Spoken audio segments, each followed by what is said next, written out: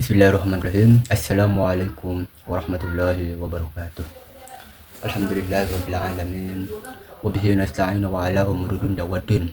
Wassalatu wassalamu ala asyrafil anbiya'i wal mursalin wa ala alihi wa sahbihi ajmain, amma ba'du. Yang terhormat Ibu Berlian Nursianti Mahardika, MPD, selaku dosen pengampu mata kuliah e-commerce, dan yang saya hormati kepada teman-teman kelas RA8 yang berbahagia. Pertama-tama marilah kita panjatkan puja puji syukur kehadirat Allah Subhanahu wa taala karena telah memberikan rahmat sehingga kita dapat berkumpul di ruang kelas daring ini. Tak lupa salawat beserta salamnya semoga tersurah limpahkan kepada junjungan Nabi kita, yaitu Kanjeng Nabi besar Muhammad Sallallahu Alaihi Wasallam, dan tidak lupa kepada sahabatnya, para tabi'atnya, umumnya kita sebagai umatnya disyafaatkan di yaumil qiyamah. Amin ya rabbal alamin. Sebelumnya izinkan saya memperkenalkan diri. Nama saya Guntur Maulana yang akan bertugas sebagai moderator dalam diskusi materi hari ini. Materinya itu adalah studi kasus perusahaan e-commerce lokal dan internasional. Baiklah, kita langsung saja. Yang di sini ada rekan-rekan saya yang bernama Destiana Syahrani Arsyata, Dasni Sapitri, Wila Rosliana, Ridwanuddin, Ahmad Dikril Hakim. Baik teman-teman, langsung saja kita mulai ke sesi yang pertama adalah pembukaan. Sebelum itu, marilah kita bersama-sama mengucapkan lafaz basmalah. Bismillahirrahmanirrahim. Selanjutnya, penyampaian materi akan dibawakan oleh Destiana sebagai penyampaian materi pertama. Dipersilahkan. Definisi dan pertumbuhan e-commerce. E-commerce atau perdagangan elektronik merujuk pada semua transaksi yang dilakukan melalui internet, termasuk pembelian dan penjualan barang dan jasa. Konsep ini mencakup berbagai model bisnis, seperti B2C atau business to customer, B2B atau business to business, C2C customer to customer, dan C2B customer to business. E-commerce tidak hanya mencakup transaksi jual beli, tetapi juga mencakup layanan seperti pemasaran digital, pengiriman, dan layanan pelanggan yang semuanya berkontribusi pada pengalaman belanja secara keseluruhan. Pertumbuhan e-commerce di Indonesia didorong oleh beberapa faktor, termasuk peningkatan penetrasi internet, adopsi smartphone, dan perubahan perilaku konsumen. Pada saat pandemi COVID-19, juga mempercepat adopsi e-commerce, dengan banyak konsumen yang beralih ke belanja online sebagai alternatif untuk memenuhi kebutuhan mereka. Faktor yang mendorong pertumbuhan e-commerce di Indonesia. Yang pertama ada infrastruktur digital. Peningkatan infrastruktur di internet, termasuk jaringan 4G dan 5G, telah memungkinkan akses yang lebih cepat dan lebih stabil bagi pengguna. Hal ini sangat penting untuk pengalaman belajar online yang lancar. Yang kedua adalah adopsi smartphone. Dengan semakin banyaknya pengguna smartphone, akses ke platform e-commerce menjadi lebih mudah. Smartphone memungkinkan tiga konsumen untuk berbelanja kapan saja dan di mana saja, yang meningkatkan frekuensi transaksi. Yang ketiga ada perubahan perilaku konsumen. Konsumen semakin terbiasa dengan belanja online, terutama selama pandemi. Mereka mencari kenyamanan, variasi produk, dan harga yang kompetitif, yang semuanya dapat ditemukan di platform e-commerce. Dan yang terakhir adalah kebijakan pemerintah. Dukungan dari pemerintah dalam bentuk regulasi yang mendukung e-commerce dan program-program untuk meningkatkan literasi digital juga berkontribusi pada pertumbuhan sektor ini. Perusahaan e-commerce lokal seperti Tokopedia, Bukalapak, dan Shopee telah berhasil membangun basis pengguna yang besar, banyak penawaran berbagai produk dan layanan lainnya. Contohnya dalam Tokopedia dikenal dengan model bisnis marketplace yang memungkinkan penjual untuk membuka toko online mereka sendiri.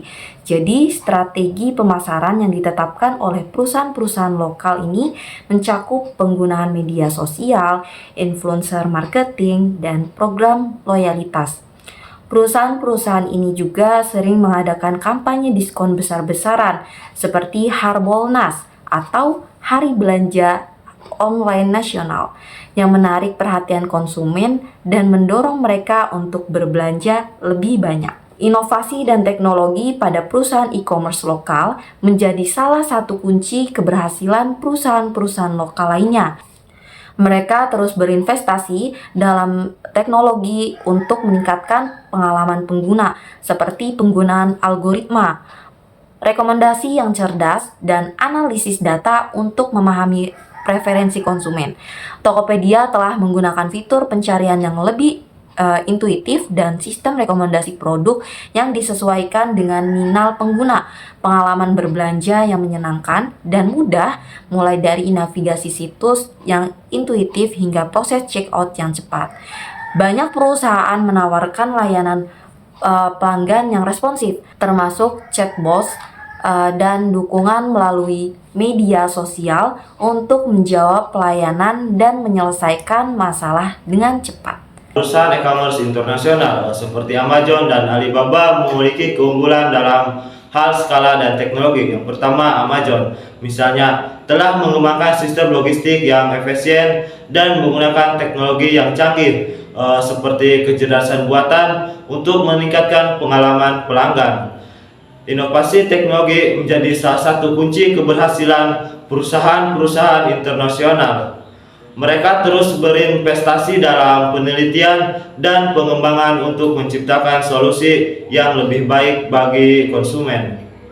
Yang kedua, Alibaba dengan platformnya yang sangat luas tidak hanya berfokus pada penjualan barang, tetapi juga menyediakan layanan pembayaran dan logistik yang mendukung ekosistem e-commerce secara keseluruhan. Ini juga menerapkan strategi global yang memungkinkan mereka untuk menjangkau pasar yang lebih luas.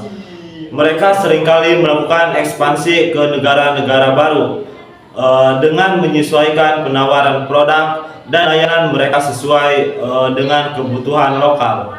Misalnya, Amazon telah meluncurkan berbagai program untuk mendukung penjual lokal di negara-negara tempat mereka yang beroperasi, sehingga menciptakan ekosistem yang saling menguntungkan. Meskipun pertumbuhan e-commerce di Indonesia sangat menjanjikan, perusahaan-perusahaan lokal masih menghadapi berbagai tantangan. Keamanan data dengan meningkatnya jumlah transaksi online, risiko kebocoran data dan penipuan semakin tinggi. Perusahaan e-commerce harus berinvestasi dalam sistem keamanan yang kuat untuk melindungi informasi pribadi konsumen dan membangun kepercayaan. Selain itu, mereka perlu mematuhi regulasi yang berlaku terkait perlindungan data seperti GDPR di Eropa yang dapat mempengaruhi cara mereka mengelola data konsumen. Infrastruktur yang belum sepenuhnya memadai juga menjadi tantangan. Meskipun penetrasi internet meningkat, masih ada daerah di Indonesia yang memiliki akses internet yang terbatas. Rekomendasi untuk perusahaan e-commerce lokal untuk menghadapi tantangan dan manfaat peluang yang ada. Perusahaan e-commerce lokal perlu mempertimbangkan beberapa rekomendasi berikut. Yang pertama yaitu inovasi berkelanjutan. Perusahaan harus terus berinvestasi dalam inovasi produk layanan untuk memenuhi kebutuhan konsumen yang terus berkembang. Ini termasuk pengembangan fitur baru, peningkatan pengalaman penggunaan, dan peran teknologi terbaru. Yang kedua, ada peningkatan keamanan. Mengingat pentingnya keamanan data, perusahaan harus implementasikan langkah-langkah keamanan yang lebih ketat dan transparan dalam pengolahan data konsumen. Edukasi kepada konsumen tentang pentingnya keamanan data juga perlu dilakukan. Yang ketiga, ada diversifikan layanan, menawarkan berbagai layanan tambahan cepat layanan peluang loyalitas pertumbuhan. Perusahaan membedakan diri dari persaingan dan meningkatkan representasi. Yang keempat, perusahaan yang efektif menggunakan strategi pemasaran yang lebih terarah dan berbasis data untuk mengajukan audisi yang tepat, memanfaatkan media sosial influencer untuk meningkatkan visibilitas mereka dan menarik lebih banyak konsumen. Yang kelima, kolaborasi dengan UMKM, membangun kemitraan dengan usaha mikro, kecil, dan menengah UMKM untuk memperluas penawaran produk dan mendukung pertumbuhan ekonomi lokal. Ini juga dapat membantu menciptakan hubungan yang lebih kuat dengan komunitas. Dengan memahami konteks ini, diharapkan perusahaan e-commerce dapat memperluas strategi yang lebih efektif untuk bersaing di pasar yang semakin kompetitif Keberhasilan masa depan akan bergantung pada kemampuan mereka untuk beradaptasi dengan perubahan dan berinovasi dalam menghadapi tantangan yang ada. Meskipun perusahaan e-commerce lokal menunjukkan pertumbuhan yang signifikan, mereka harus terus beradaptasi untuk menghadapi tantangan yang ada. Selain itu, penting bagi mereka untuk membangun kemitraan strategi dengan berbagai pihak termasuk penyediaan teknologi, lembaga pemerintahan, dan komunitas lokal untuk menciptakan ekosistem yang mendukung pertumbuhan e-commerce yang berkelanjutan. Terima kasih banyak kepada pemateri yang sudah menyampaikan materinya dari awal hingga sampai akhir. Apa yang disampaikan oleh pemateri tadi semoga bermanfaat umumnya bagi kita semua. Setelah penyampaian materi, mari kita lanjutkan sesi tanya jawab. Nah, bagi teman-teman ingin bertanya terkait tentang tadi, silahkan ditulis di dalam kolom komentar saja. Oke, baik teman-teman ya. Baik, sebelum kami mengakhiri presentasi kami, izinkan saya untuk menyampaikan kesimpulannya. E-commerce di Indonesia telah mengalami pertumbuhan yang signifikan dalam beberapa tahun terakhir. Didorong oleh peningkatan penetrasi internet, adopsi smartphone, dan perubahan perilaku konsumen. Perusahaan-perusahaan e-commerce lokal seperti Tokopedia, Bukalapak, dan Shopee telah berhasil memanfaatkan peluang ini dengan menawarkan berbagai produk dengan layanan yang sesuai dengan kebutuhan konsumen. Meskipun demikian, mereka juga menghadapi tantangan yang tidak kalah besar, termasuk persaingan dengan perusahaan internasional, masalah keamanan data, dan infrastruktur yang belum sepenuhnya memadai dalam menghadapi tantangan ini. Perusahaan e-commerce lokal perlu terus berinovasi dan beradaptasi dengan perubahan pasar, strategi pemasaran yang efektif, peningkatan pengalaman pelanggan, dan kolaborasi dengan UMKM menjadi kunci untuk meningkatkan daya saing. Selain itu, dukungan dari pemerintah dalam bentuk regulasi yang mendukung dan program-program untuk meningkatkan literasi digital juga sangat penting untuk menciptakan ekosistem e-commerce yang berkelanjutan. Baik, teman-teman, dalam kesempatan terakhir ini kami ingin mengucapkan terima kasih kepada Ibu dan teman-teman atas perhatian partisipasinya dalam presentasi kami. Saya juga ingin menyampaikan permohonan maaf sebesar-besarnya jika ada kekurangan dari kami sebagai moderator dan kelompok kami. Semoga apa yang telah kami sampaikan dapat memberikan manfaat dan pemahaman yang lebih luas bagi kita semua.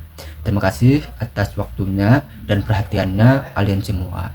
Dengan di sini kita sebelum tutup, marilah kita bersama-sama mengucapkan lafaz alhamdulillah, alhamdulillahirabbil alamin. Pamit undur diri. Wabillahi taufiq wal hidayah. Wassalamualaikum warahmatullahi wabarakatuh.